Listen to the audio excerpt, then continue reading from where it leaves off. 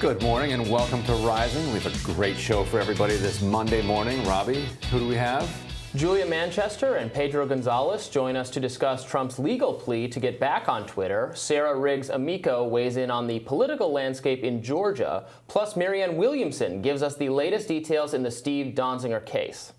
But first, House Speaker Nancy Pelosi and Senate Majority Leader Chuck Schumer are setting the end of October as their new deadline for advancing Biden's two-part spending package after the House failed to pass a bipartisan infrastructure bill on Thursday and Friday, and Congress was unable to reach a deal on reconciliation. According to Biden's White House schedule, the president will continue to engage members of Congress on his legislative agenda and travel to Michigan to rally support for the Build Back Better agenda. Pelosi and a group of moderates initially agreed to hold a vote on the bill by the end of last month, but that was pushed until Thursday as Democrats tried to figure out a way to break the stalemate between moderates and progressives over the sweeping social spending bill that prioritizes combating climate change, expanding Medicare, new child care and education benefits, and creating a pathway to citizenship. Progressive leaders Pramila Jayapal and Bernie Sanders both appeared on Sunday shows and stood firm in defending Biden's two-part agenda. Let's watch. We made clear 3.5 months ago that the two had to move together because we don't want to pit roads and bridges against childcare. And we know that the president doesn't want to do that either. But when that changed and suddenly a small group of people, 4% of the entire House Democratic caucus and the Senate Democratic caucus said, we only want the bipartisan infrastructure bill to go, and that's after 5 months of negotiating. We had to stand up and get the whole thing back together. And that's what I think has happened now. We've put the bills back together, as was the original agreement, and we are going to deliver both bills, the infrastructure bill, which is important, and the Build Back Better. What do you say to Senator Sinema and to other moderates who don't like the linking of these two bills, that think it sort of sends a message of dysfunction to the rest of the country?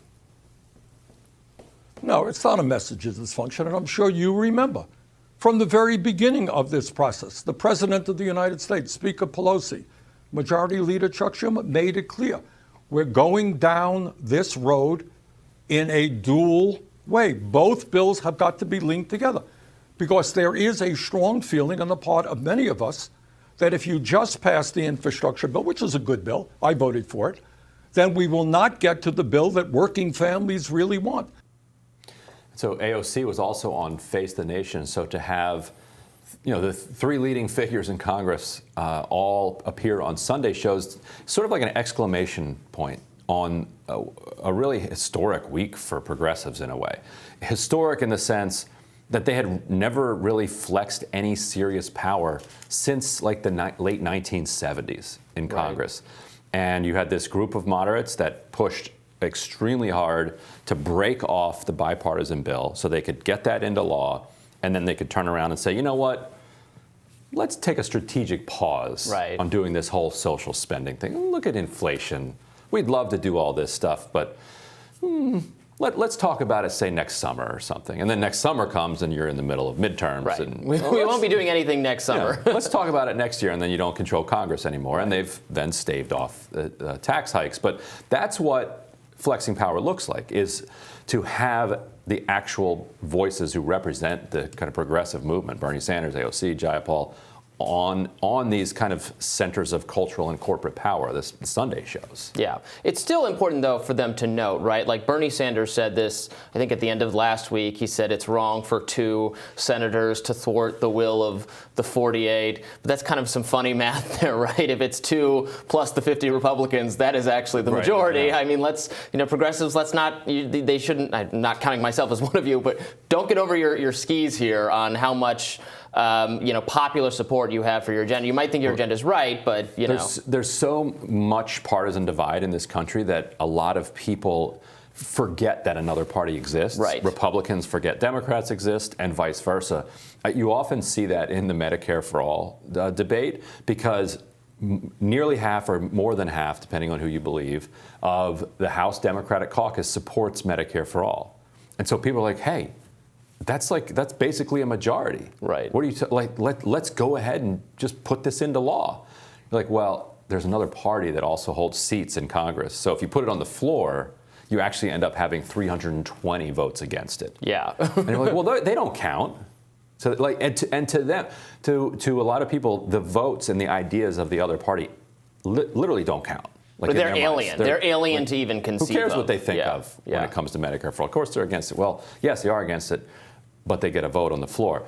However, right now, the Democratic Party controls the White House, the Senate, and the House. And so what the Democratic caucus believes is actually what matters. And so to Bernie's point, there are 2 Democrats in the Senate who are standing in the way of getting a bigger infrastructure bill. In fact, I think we have this here. Yeah, Arizona Senator Kyrsten Sinema accused Democrats of making conflicting promises that could not be kept while enjoying a luxury spa fundraiser retreat for her political action committee over the weekend in Phoenix, Arizona. Latino voters make up nearly 1 in 4 voters in Arizona, according to the Pew Research Center, and played a major role in turning the state blue in 2020. Sinema was confronted at ASU over the weekend. Let's watch. We need solutions. The Build Back Better plan has the solutions that we need. We knocked on doors for you to get you elected, and just how we got you elected, we can get you out of office if you don't support what you promised us. We need 7 million citizenship for 7 million. We need the Build Back Better plan right now. So I didn't think it was possible to make Kyrsten Sinema look sympathetic at this moment in her career. Apparently it is. Yeah, while I'm all for confronting our political representatives and shaming them and doing whatever, I think following someone into the bathroom is certainly a bridge too far. There's also a lot of hypocrisy always about incivility charges, like how dare you, get rowdy at protests or, get really in people's faces, and it will just be opposite people condemning it and supporting it, depending on who the target is. Right. Republicans will complain about, Antifa or Black Lives Matter protesters or action, and then it's just the exact same. It's just the opposite when it's the shoes on the other foot. Yeah, and the goal of a protest is to shift the power dynamic. Like that's ultimately what it's about. It doesn't nothing else matters, assuming that nobody gets hurt during a protest. That's a different question. But if nobody gets hurt, the only way that your protest should be judged is not by its virtue, not by the good feelings or good thoughts or end goals of the protesters, but does it get people closer to the material change that they need in their lives? Which is something the protesters often don't understand, because protesting is also fun. It's also a way of life. It's a kind of social activity for a certain segment of career protester type people. Right, and at the same time, you can understand people completely frustrated and getting caught up in the moment. But you can always just stand outside the bathroom. Right.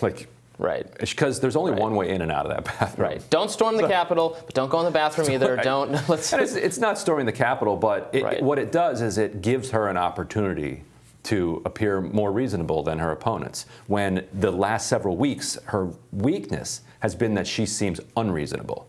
And she has become very defensive about that. And she said, look, it's not fair to say that I'm not engaging in good faith. It's not fair to say that I haven't given, ideas about what I'm for and against. Every time that you have to publicly say that you're negotiating in good faith, you lose credibility. I have to imagine if AOC was followed into a bathroom by conservative hecklers, or there would probably be a multi-day news cycle about how the country is unsafe for women and right, because that's an interesting point, because I've seen a lot of people on the left defending this particular tactic. But yes, think about it. If a right-wing protester followed Jayapal, AOC, some other Democrat into the bathroom and filmed them in a stall, you wouldn't be like, well, these people are frustrated about tax rates and the carried interest loophole possibly getting closed. Senator Manchin claims that natural gas must be allowed in Biden's clean energy agenda and is pushing to have sole jurisdiction in the Senate over the $150 billion Clean Electricity Performance Program, which would provide grants to utilities that increase their share of clean energy sources. He's previously said that reconciliation would give out money and repeatedly said he would not support a $3.5 trillion budget package. Manchin was also met with pushback from his constituents over the weekend. Let's take a look at that. Senator, this is an investment. This is not giving out money. This is not spending. This is investing, and this is building the state that we both love. That's why we're both here fighting for our people, because we love West Virginia and we believe in our state. We need you to stand with us. So that was actually the most kind of protesty moment of that clip. But elsewhere, there's an actually thoughtful and interesting back and forth, and people could probably find that, where Manchin actually reveals more to the people in the kayaks than he has to the Capitol Hill press for the most part. He told the kayakers that he basically supports the outline of the reconciliation bill. He's like, I support child tax credit. I very much want to do tax reform, raising taxes on the. He calls it the rich and famous. He says I want to raise taxes on the rich and famous. He says he wants to deal with climate. He just wants to make sure that coal is not completely driven. I was going to say into the ground, but that's where it already is. But he doesn't want coal eliminated.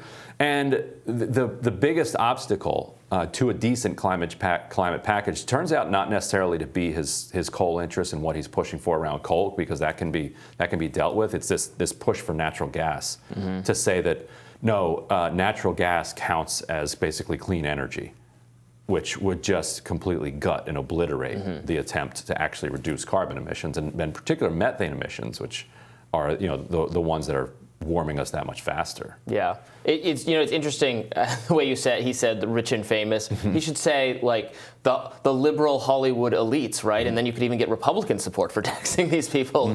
He said it like that's how you should spin this if you want to. I think that's what he's going right. for. Yeah, that he's the populist. He's the one who's going to come after the elites, the rich and the famous, which is a better way of saying elites. Right. Elites. If you say elites, you sound elite. Who says that? Next, we'll tell you what's on our radar. Stay tuned.